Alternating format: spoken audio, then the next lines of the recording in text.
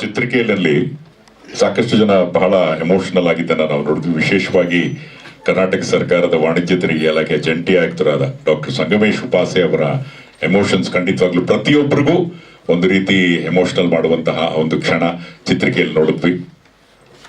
ಈಗ ಅವರು ಆಶಯ ನುಡಿಗಳನ್ನ ಆಡಬೇಕಾಗಿ ವಿನಂತಿ. ಅತ್ಯಂತ ಭಾವನಾತ್ಮಕವಾಗಿ ಅವರ ಮುಖದ ಭಾವನೆ ತಿಳಿಸುತ್ತೆ. ಸಂಗಮೇಶ್ ಅವರೇ ಏನ್ ಮಾತಾಡ್ಬೇಕಾಗಿ ಆಶಯ ನುಡಿಗಳು. ಎಲ್ರಿಗೂ ನಮಸ್ಕಾರ. ವೇದಿಕೆಯ ಮೇಲೆ ಇರುವ ಎಲ್ಲ ಹಿರಿಯರೇ, ತಂದೆ ತಾಯಿಗಳ ಅಭಿಮಾನಿಗಳೇ, ಮಾಧ್ಯಮ ಮಿತ್ರರೇ, ಥ್ಯಾಂಕ್ಸ್ ಅಪ್ಪ ಅನ್ನುವ ಈ ಕೃತಿಯನ್ನು ಕುರಿತು 4 ಮಾತುಗಳು ಅಥವಾ ಆಶಯ ನುಡಿಗಳು ಆಡೋದಕ್ಕೆ ನನಗೆ ಅವಕಾಶ ಕೊಟ್ಟಿದ್ದಾರೆ. ಬೆಂಗಳೂರು ಲಾ ಹೌಸ್ ಅರ್ಪಿಸುವಂಥ ಈ ಥ್ಯಾಂಕ್ಸ್ ಅಪ್ಪ ಕೃತಿ ಒಂದು ಬಹಳ ಭಿನ್ನ ರೀತಿಯಲ್ಲಿ ವೀರೇಂದ್ರ ಬಾಬು ನಂಜೇಗೌಡರು ನಿರೂಪಿಸ್ತಾ ಇರ್ತಕ್ಕಂಥದ್ದು. ವೀರೇಂದ್ರ ಬಾಬು ಅವರು ಏನೇ ಮಾಡಿದ್ರು ಬಹಳ ಭಿನ್ನವಾಗೇ ಇರ್ತದೆ ಅಂತಕ್ಕಂಥದ್ದು ಮತ್ತು ಬದುಕಿನ ಏರಿಳಿತವನ್ನು ಕಂಡಿರತಕ್ಕಂಥದ್ದನ್ನು ಗಮನಿಸಿದವರಿಗೆ ಈ ಕಾರ್ಯಕ್ರಮ ಒಂದು ರೀತಿಯ ಸಿನಿಮೀಯವಾಗಿರ್ತಕ್ಕಂಥ ರೀತಿಯಲ್ಲಿ ಒಂದು ಪುಸ್ತಕ. ನಾನು 10 ಪುಸ್ತಕಗಳನ್ನು ಬರೆದಿದ್ದೇನೆ. ನನ್ನ ಈಗ ನೀರಕಂಡಲ್ಲಿ ಮುಳುಗೋರೆಯ ನನ್ನ PhD ಕೃತಿ ಬಿಡುಗಡೆಗೆ ತಯಾರಿಯಾಗಿದೆ. ನನ್ನ ತಾಯಿ ಜೀವಂತ ಆಗಿರೋದ್ರಿಂದ ನನ್ನ ತಾಯಿಗೆ ಅದನ್ನು ಅರ್ಪಿಸಿದ್ದೇನೆ. ಆದರೆ ಈ ರೀತಿಯ ಬಿಡುಗಡೆ ಕಾರ್ಯಕ್ರಮ ಬಹಳ ಭಿನ್ನವಾಗಿರುವಂಥದ್ದು. ಅದು ಒಂದು ಕನ್ನಡದ ಕೃತಿ ಈ ರೀತಿ ಬಿಡುಗಡೆ ಆಗ್ತಾ ಇರ್ತಕ್ಕಂಥದ್ದು ನಿಜವಾಗಿಯೂ ಖುಷಿ ಕೊಡ್ತಾ ಇರ್ತಕ್ಕಂಥದ್ದು. ತಂದೆ ಅನ್ನತಕ್ಕಂಥ ಆಲದ ಮರದ ಕೆಳಗಡೆನೆ ತಾಯಿ ಮತ್ತು ಮಕ್ಕಳು ಇರ್ತಾರೆ ಅಂತಕ್ಕಂಥದ್ದು. ತಂದೆ ತಾಯಿ 2 ಕಣ್ಣುಗಳು. ಯಾವ ಕಣ್ಣು ಭಾಳ ಇಂಪಾರ್ಟೆಂಟ್ ಅಂತ ಕೇಳಿದ್ರೆ ಹೇಳೋದು ಬಹಳ ಕಷ್ಟ. 2 ಕಣ್ಣು ಭಾಳ ಇಂಪಾರ್ಟೆಂಟೇ. ಮತ್ತು ತಂದೆ ತಾಯಿ ಅಂತಕ್ಕಂಥದ್ದು 2 ಬಹಳ ಮೂಲಭೂತ ತತ್ವಗಳು. ಅದು ಪ್ರಾಕೃತಿಕ ತತ್ವಗಳೂ ಹೌದು, ಬಯೋಲಾಜಿಕಲ್ ತತ್ವಗಳೂ ಹೌದು, ವೈಜ್ಞಾನಿಕ ತತ್ವಗಳೂ ಹೌದು. ಆ 2 ತತ್ವಗಳು ಇಲ್ಲದೆ ಹೋದರೆ ಒಂದು ವ್ಯಕ್ತಿತ್ವ ಬದುಕು ರೂಪಾಗಲಿಕ್ಕೆ ಸಾಧ್ಯ ಇಲ್ಲ. ಹಾಗಾಗಿ ಅಪ್ಪನ ತಾಯಿ ಬಗ್ಗೆ ಬಹಳಷ್ಟು ಮಾತಾಡ್ತೇವೆ. ಯಾಕೆಂತಂದರೆ ಪ್ರಾಕೃತಿಕವಾಗಿಯೇ ಒಂದು ಕರಳು ಬಳ್ಳಿಯ ಸಂಬಂಧ ಇರೋ ಕಾರಣಕ್ಕಾಗಿ. ಯಾಕಂದರೆ ಮಗು ಹುಟ್ಟಿದ ತಕ್ಷಣ ನೀವು ಒಂದು ಪ್ರಾತ್ಯಕ್ಷಿಕೆ ತೋರಿಸೋದಾಗಲೇ ಭಾವುಕತೆ ಪ್ರಾರಂಭ ಆಯಿತು ನನಗೆ. ಬರೀ ನಮ್ಮ ಅಪ್ಪನ ಕಂಡು ನನಗೆ ಅಳು ಬರಲಿಲ್ಲ, ಎಲ್ಲರ ಅಪ್ಪನ ಕಂಡ್ರು ನನಗೆ ನಾನು ಭಾವುಕನಾದೆ. ಅಪ್ಪ ಅನ್ನುವಂಥದ್ದು ಅದು ಬಹಳ ಭಿನ್ನವಾಗಿರ್ತಕ್ಕಂಥ ಒಂದು ತತ್ವ. ಅದೊಂದು ತಾಯಿಗೂ ಒಂದು ಧೈರ್ಯಶಾಲಿಯ ತತ್ವನೇ, ಮಕ್ಕಳಿಗೂ ಕೂಡ ಒಂದು ಧೈರ್ಯಶಾಲಿಯ ತತ್ವನೇ ಅದು. ಆ ಕಾರಣಕ್ಕಾಗಿ ಅಪ್ಪನೂ ಕೂಡ ಬಹಳ ಇಷ್ಟ ಆಗ್ತಾನೆ ಅಂತಕ್ಕಂಥದ್ದು. ಥ್ಯಾಂಕ್ಸ್ ಅಪ್ಪ ಅನ್ನುವ ಕೃತಿಯಲ್ಲಿ ನಂಜೇಗೌಡರು ಒಂದು 92 ಅಧ್ಯಾಯಗಳನ್ನು ಬರೆದಿದ್ದಾರೆ. ಒಂದು ಸುದೀರ್ಘವಾದಂಥ ಕಾದಂಬರಿ ಅದು ಕಾದಂಬರಿ. ನಮ್ಮ ಮುನ್ನುಡಿ ಬರೆದಂಥ ಮಲ್ಲೇಪುರಂ ಅವರು ಹೇಳಿದ್ದಾರೆ. ನಾನು ನಮ್ಮ H. G. ಸಿದ್ದರಾಮಯ್ಯ ಅವರ ಬೆನ್ನುಡಿನೂ ಗಮನಿಸಿದ್ದೇನೆ. ಅದೊಂದು ವಿಲಕ್ಷಣ ರೂಪದ ಕಾದಂಬರಿ ಅಂತ ಅವರು ಅಂದಿದ್ದಾರೆ. ಅದು ವಿಲಕ್ಷಣ ಅಂತ ಅವ್ರಿಗೆ ಅನಿಸಿದೆ, ನನಗೆ ಓದುವಾಗ ವಿಚಿತ್ರ ಅಂತ ನನಗನ್ನಿಸ್ತದು. ಯಾಕಂದರೆ ಕಾದಂಬರಿ ಪ್ರಕಾರ ಅಂತಕ್ಕಂಥದ್ದು ಇತ್ತೀಚೆಗೆ ಬಂದಿರತಕ್ಕಂಥದ್ದು. ಅದು ಪಾಶ್ಚಾತ್ಯರ ಪ್ರಭಾವದಿಂದ 19ನೇ ಶತಮಾನದ ಮೊದಲು ಮತ್ತು 20ನೇ ಶತಮಾನದ ಪ್ರಾರಂಭದಲ್ಲಿ ಹುಟ್ಕೊಂಡಿರ್ತಕ್ಕಂಥ ಒಂದು ಪ್ರಕಾರ. ಅದು ಬಂಗಾಳಿ ಕಾದಂಬರಿಗಳು ತರ್ಜುಮೆವಾಗುವುದರ ಮೂಲಕ, ಬಂಕಿಮಚಂದ್ರ ಚಟರ್ಜಿ ಅವರ ಕಾದಂಬರಿ ಕನ್ನಡಕ್ಕೆ ಬರೋದರ ಮೂಲಕ ಪ್ರಾರಂಭ ಆಯಿತು.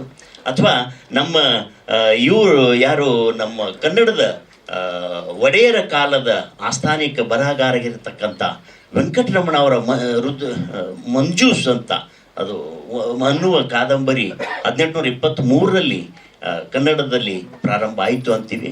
ಹಾಗೆಯೇ ಇಂದಿರಾಬಾಯಿ ಕಾದಂಬರಿನೂ ಬಂತು ಅಂತ ಮಾತಾಡ್ತೀವಿ ನಾವು ಕಾದಂಬರಿಯ ಪ್ರಕಾರಗಳಲ್ಲಿ. ಅಂದರೆ ಅತ್ಯಂತ ಹಳೆಯ ಪ್ರಾಚೀನ ಪ್ರಕಾರ ಏನಲ್ಲ. ಪ್ರಾಚೀನ ಪ್ರಕಾರ ನಾಟಕ ಮತ್ತು ಕಾವ್ಯ ನಮ್ಮದು. ಇಡೀ ಜಗತ್ತಿನಲ್ಲಿಯೇ ನಾಟಕ ಮತ್ತು ಕಾವ್ಯ. ಆದರೆ ಕಾದಂಬರಿ ಹೊಸ ರೂಪದಲ್ಲಿ ಆಧುನಿಕವಾಗಿ ಬಂದರೂ ಕೂಡ ಈ ಜಗತ್ತಿನಲ್ಲಿಯೇ ಎಲ್ಲರನ್ನು ಮಂತ್ರಮುಗ್ಧಗೊಳಿಸಿರ್ತಕ್ಕಂಥದ್ದು ಅತ್ಯಂತ ಜನಪ್ರಿಯವಾಗಿರ್ತಕ್ಕಂಥ ಒಂದು ಪ್ರಕಾರ.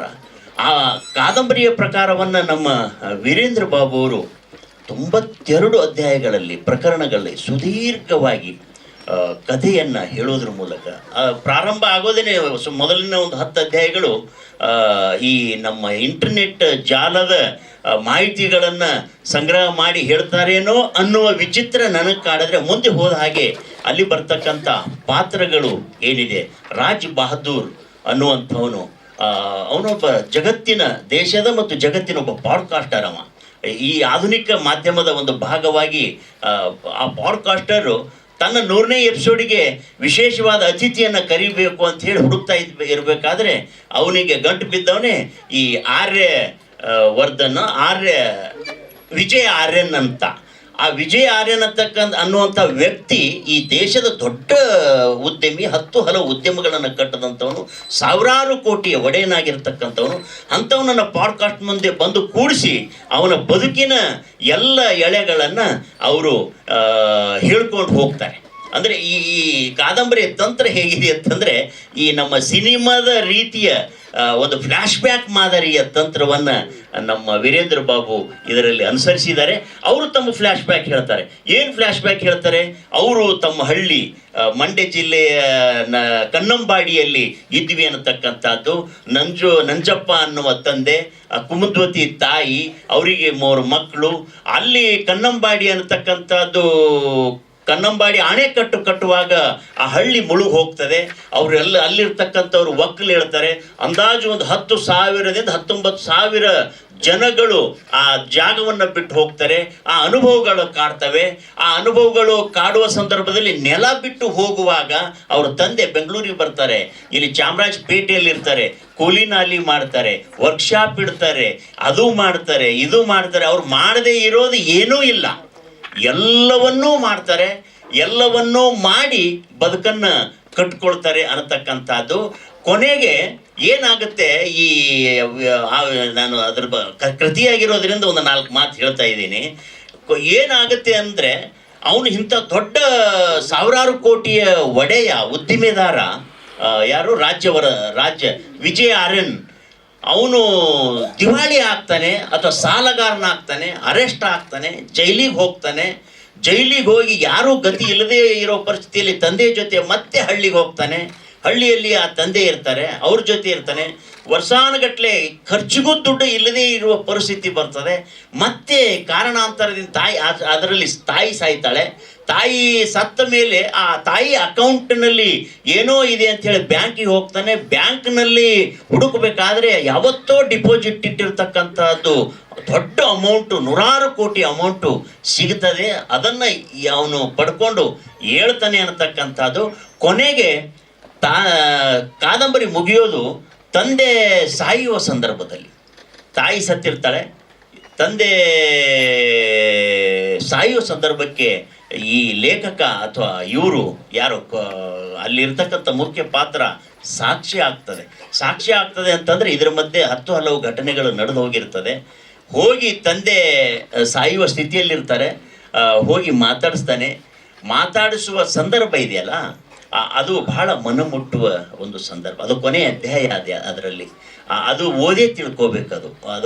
ಅದು ಓದು ಅನ್ನತಕ್ಕಂಥದ್ದು ಅದು ವೈಯಕ್ತಿಕವಾಗಿರತಕ್ಕಂಥದ್ದು. ಆ ಅನುಭವ ಓದಿ ತಿಳ್ಕೋಬೇಕು.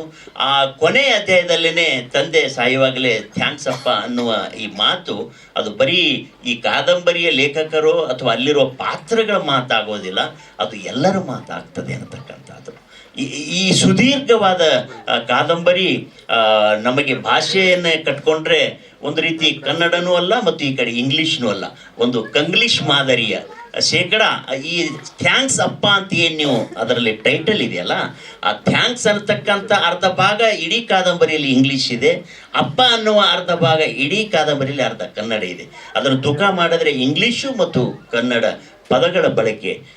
ಅಂದರೆ ಈ ಕಾದಂಬರಿ ಪ್ರಕಾರಗಳಲ್ಲಿ 2 ಪ್ರಕಾರ ಇದೆ. ಒಂದು ಶಾಸ್ತ್ರೀಯವಾಗಿ ಕಾದಂಬರಿಯ ಬರೋ ಪ್ರಕಾರ, ಅದು ನಮ್ಮ ಕುವೆಂಪು ಕಾರಂತು, ಈ ಆದಿಯಾಗಿ ಎಲ್ಲರೂ ಬರೆದಿರ್ತಕ್ಕಂಥದ್ದು. ಇನ್ನೊಂದು ಜನಪ್ರಿಯ ಮಾದರಿ ಕಾದಂಬರಿ, ಜನಪ್ರಿಯ 10 ಹಲವು ಲೇಖಕರು ಬರೆದಿರ್ತಕ್ಕಂಥದ್ದನ್ನು ಗಮನಿಸ್ತೇವೆ. ಈ ಶಾಸ್ತ್ರೀಯ ಮತ್ತು ಜನಪ್ರಿಯತೆ ಈ ಎರಡೂ ಶೈಲಿಗಳನ್ನು ಒಟ್ಟಾಗಿ ಈ ಕಾದಂಬರಿಯಲ್ಲಿ ಅವರು ಬರಲಿಕ್ಕೆ ಹಿಡಿದಿಡಲಿಕ್ಕೆ ಪ್ರಯತ್ನ ಮಾಡಿದ್ದಾರೆ. ಮತ್ತು ನನಗೂ ಅನಿಸೋದು, ನನಗೂ ಈ ಕಾದಂಬರಿ, ಈ ರೀತಿಯ ಕಾದಂಬರಿ ನನಗೂ ಹೊಸ ಓದು ಇದು. ಈ ಥರದ ಕಾದಂಬರಿ ನಾನು ಕುವೆಂಪು ಅವ್ರ ಮಲೆಗಳಲ್ಲಿ ಮದುಮಗಳನೋ ಅಥವಾ ನಮ್ಮ ಕಾರಂತರ ಮುಖರ್ಜಿ ಈ ಥರದ್ದು ಓದಿ ಅಭ್ಯಾಸ ಇತ್ತು ನನಗೆ. ಆದರೆ ಈ ಹೊಸ ಥರದ ಹೊಸ ಲೇಖಕರ ಒಂದು ಇದೊಂದು ಭಿನ್ನವಾದ ಶೈಲಿಯ, ಅದನ್ನು ಅವರು ವಿಲಕ್ಷಣ ಅಂತಂದ್ರು, ನಾನು ವಿಚಿತ್ರ ಅನ್ನುವ ರೀತಿಯಲ್ಲಿ ಹೇಳೋದಾದ್ರೆ ಒಂದು ಭಿನ್ನವಾದ ವಿಚಿತ್ರವಾದ ಶೈಲಿಯ ಅಥವಾ ಮುಂದಿನ ಬರಹಗಾರರ ದೂರದೃಷ್ಟಿಯ ಹೊಸ ಒಂದು ಹೆಜ್ಜೆ ಈ ಕಾದಂಬರಿಯಲ್ಲಿ ಈ ಯುಗದಲ್ಲಿ ಕಾಣಿಸ್ತಾ ಇದೆ ಅನ್ನತಕ್ಕಂಥ ಹೊಳವು ನನಗೂ ಕೂಡ ಹೊಳೆದಿದೆ. ಈ ಲೇಖಕರು ಬರೆದಿರ್ತಕ್ಕಂಥ ಈ ಕಾದಂಬರಿ ಮುಂದಿನ ದಿನಮಾನಗಳಲ್ಲಿ ಎಲ್ಲರಿಗೂ ಅನುಭವಗಳನ್ನು ಕೊಡಲಿ. ಸಾಹಿತ್ಯ ಅನ್ನತಕ್ಕಂಥದ್ದು ಹಾಗೇನೆ. ನಾವು ಯಾಕೆ ನೋಡಿ, ಪ್ರದರ್ಶನ ಮಾಧ್ಯಮ, ಪುಸ್ತಕ ಮಾಧ್ಯಮ, ಅಕ್ಷರ ಮಾಧ್ಯಮ ಬಹಳ ಭಿನ್ನ. ಅದರ ಮುಂದುವರಿದ ಮಾಧ್ಯಮ ಇವತ್ತು 21ನೇ ಶತಮಾನ ಪ್ರದರ್ಶನ ಮಾಧ್ಯಮ. ಈ ಯುಗ ಪ್ರದರ್ಶನದ ಯುಗ. ನಾವು ಆ ಮಗುವಿನ ಆ ಭ್ರೂಣ, ಆ ತಾಯಿ ತಂದೆ, ಈ ಕರಳು ಬಳ್ಳಿ ಸಂಬಂಧ ಇವೆಲ್ಲ ನೋಡಿದಾಗ ಭಾವುಕರಾಗ್ತೀವಿ. ಕಾದಂಬರಿಯನ್ನು ಓದ್ತಾ ಬಹಳಷ್ಟು ದಿನಗಳು ಭಾವುಕರಾಗೋದು ಬೇರೆ. ನೀವು 500 ಪುಟಗಳ ಕಾದಂಬರಿ ಕನಿಷ್ಠ ಕಂಟಿನ್ಯೂ ಓದಿದ್ರು ಒಂದು ದಿನಾರೇ ಬೇಕು, ಬಿಟ್ಟು ಓದಿದ್ರು ಒಂದು ವಾರ ಬೇಕು, ಅಥವಾ ಇನ್ನೂ ಬಿಡು ಮಾಡ್ಕೊಂಡು ಹೋದ್ರೆ ತಿಂಗಳ ವರ್ಷಾನುಗಟ್ಟಲೆ ಓದಬಹುದು. ಆದರೆ ಆ ಇಡೀ ಸಾರ ಒಂದು ಪ್ರದರ್ಶನ ಮಾಧ್ಯಮವಾಗಿ ಕಂಡಾಗ ನಾವು ಪ್ರದರ್ಶನ ಮಾಧ್ಯಮ ಹೇಗೆ ಪ್ರಭಾವ ಬೀರ್ತದೆ ಅನ್ನೋದಕ್ಕೆ ನೀವೆಲ್ಲ ಸಾಕ್ಷಿ. ಆ ಕಲೆ ಸಾಹಿತ್ಯ ಸಂಸ್ಕೃತಿಯಲ್ಲಿರ್ತಕ್ಕಂಥ ಶಕ್ತಿನೇ ಅದು. ಯಾವತ್ತೂ ಸಾಹಿತ್ಯ ಜಾತ್ಯತೀತ ಮತ್ತು ಧರ್ಮಾತೀತ. ನೋಡಿ, ನನಗೆ ಭಾಳ ವಿಚಿತ್ರ ಅನಿಸಿರೋದು, ನೀವು ಭಾಳ ಶಾಸ್ತ್ರೋಕ್ತವಾಗಿ ಈ ಪುಸ್ತಕವನ್ನು ನಮ್ಮ ಯಾರು ಆಚಾರ್ಯರನ್ನು ಇಟ್ಕೊಂಡು ಪೂಜೆ ಪುನಸ್ಕಾರಗಳನ್ನು ಮಾಡಿ, ಕುಂಭಾಭಿಷೇಕ ಈ ಥರದ್ದೆಲ್ಲವನ್ನೂ ಮಾಡಿ ನೀವು ಮಾಡಿದ್ದೀರಿ. ಅದು ನಿಮ್ಮ ವೈಯಕ್ತಿಕ ನಂಬಿಕೆಗಳು, ಆಚರಣೆಗಳು. ಆದರೆ ಸಾಹಿತ್ಯ, ಕೃತಿ, ಕಲೆ ಯಾವತ್ತೂ ಪೂಜೆಯನ್ನು ನಿರೀಕ್ಷೆ ಮಾಡೋದಿಲ್ಲ, ಯಾವತ್ತೂ ದೇವರನ್ನು ನಿರೀಕ್ಷೆ ಮಾಡೋದಿಲ್ಲ, ಯಾವತ್ತೂ ಧರ್ಮವನ್ನು ನಿರೀಕ್ಷೆ ಮಾಡೋದಿಲ್ಲ. ಕಲೆ ಸಾಹಿತ್ಯ ಸಂಸ್ಕೃತಿ ಯಾವತ್ತೂ ಜಾತ್ಯತೀತ ಧರ್ಮಾತೀತ ಅನ್ನತಕ್ಕಂಥ ಮಾತನ್ನು ಹೇಳ್ತಾ, ನನಗೆ ಈ ಸಂದರ್ಭದಲ್ಲಿ ಕೃತಿಯನ್ನು ಕುರಿತು ಮತ್ತು ಆಶಯ ಮಾತುಗಳನ್ನು ಆಡೋದಕ್ಕೆ ಅವಕಾಶ ಮಾಡಿಕೊಟ್ಟಂಥ ಬೆಂಗಳೂರು ಲಾ ಹೌಸಿನ ಎಲ್ಲ ಸದಸ್ಯರುಗಳಿಗೆ, ಈ ಕಾರ್ಯಕ್ರಮದ ರೂವಾರಿಗಳು ನಮ್ಮ ಯಾರು ವೀರೇಂದ್ರ ಬಾಬು ಮತ್ತು ಇಂದಿರಾ ಅವರು ಮತ್ತು ಜನಾರ್ದನ್ ಅವರು ಹಾಗೂ ಎಲ್ಲ ತಂಡದವರು ತುಂಬ ಭಿನ್ನವಾಗಿ ಈ ಕಾರ್ಯಕ್ರಮವನ್ನು ಮಾಡಿದ್ದೀರಿ. ಈ ಸಂದರ್ಭಕ್ಕೆ ತಮ್ಮ ಅನಾರೋಗ್ಯದ ಮಧ್ಯೆಯೂ ನಮಗೆ ಹಿರಿಯ ತಲೆಮಾರಿನ ಜೀವ ವೆಂಕಟಾಚಲಯ್ಯವರು ಲೋಕಾಯುಕ್ತ ಅಂದರೆ ಏನು ಅಂತ ಗುರುತು ಮಾಡಿದ್ರು. ಹೆಗಡೆಯವರು ಅದರ ಗಡಿಯನ್ನು ವಿಸ್ತಾರ ಮಾಡಿದ್ರು. ಒಂದು ಗಟ್ಟಿ ಧ್ವನಿ, ಏನಂತೀರಿ, ಒಂದು ಪ್ರಾಮಾಣಿಕತೆಗೆ ಗಟ್ಟಿ ಧ್ವನಿಯ ನೆರಳಲ್ಲಿ ನಾವೆಲ್ಲ ಇದ್ದೀವಿ ಅನ್ನತಕ್ಕಂಥದ್ದೇ ನನಗೆ ಒಂದು ನನ್ನ ಸುದೈವ ಅಂತ ನಾನು ಭಾವಿಸ್ತೇನೆ. ನಿಮ್ಮಂಥವರ ಆಶೀರ್ವಾದ ಮತ್ತು ನಿಮ್ಮಂಥವರ ನಡೆ ನುಡಿ ಗುಣ ಸ್ವಭಾವಗಳು. ನಾನು ನನ್ನ ತಂದೆಯನ್ನು ನೆನಪಿಸ್ಕೊಂಡಾಗ ಯಾಕೆ ಭಾವುಕನಾದೆ ಅಂದರೆ, ನೀವೆಲ್ಲರೂ ತಂದೆ ಸಮಾನರೇ ನಮಗೆ. ಬರೀ ನನ್ನ ತಂದೆ ಅಂತಲ್ಲ, ಇಲ್ಲಿರೋ ಎಲ್ಲ ಹಿರಿಯರು ತಂದೆ ಸಮಾನರೇ. ಒಬ್ಬೊಬ್ಬರಲ್ಲಿ ಸರ್ವಜ್ಞನೆಂಬುವನು ಗರ್ವದಿಂದ ಆದವನೇ, ಸರ್ವರುಳೊಂದು ನುಡಿ ಕೇಳಿ ವಿದ್ಯೆಯ ಪರ್ವತವೇ ಆದ ಸರ್ವಜ್ಞ ಅನ್ನೋ ಅರ್ಥದಲ್ಲಿ ಎಲ್ಲ ತಂದೆಯರಲ್ಲಿಯೂ ಒಂದೊಂದು ಗುಣ ಇರ್ತದೆ. ಆ ಎಲ್ಲ ತಂದೆಯರಲ್ಲಿರುವ ಗುಣವನ್ನೇ ನಾವು ಇವತ್ತು ಥ್ಯಾಂಕ್ಸ್ ಅಪ್ಪ ಅನ್ನುವ ತಂದೆ ನಮ್ಮ ವೀರೇಂದ್ರ ಬಾಬು ಅವ್ರ ತಂದೆ ನಂಜೇಗೌಡರು ಇವತ್ತು ಸಾಕ್ಷಿಯಾಗಿರೋದು ಕೂಡ ಅದು ಸುದೈವ ಅಂತ ನಾನು ಭಾವಿಸ್ತೇನೆ. ಆ ಸುದೈವದ ಸಂದರ್ಭಕ್ಕೆ ನಾನು ಸಾಕ್ಷಿಯಾಗಿದ್ದೇನೆ ಅಂತ ನಾನು ಈ ವೇದಿಕೆ ಮೂಲಕ ಜಗತ್ತಿನ ಎಲ್ಲ ತಂದೆಯರಿಗೆ ಥ್ಯಾಂಕ್ಸ್ ಹೇಳೋದಕ್ಕೆ ಇಷ್ಟಪಡ್ತೇನೆ. ಜೈ ಹಿಂದ್, ಜೈ ಕನ್ನಡ.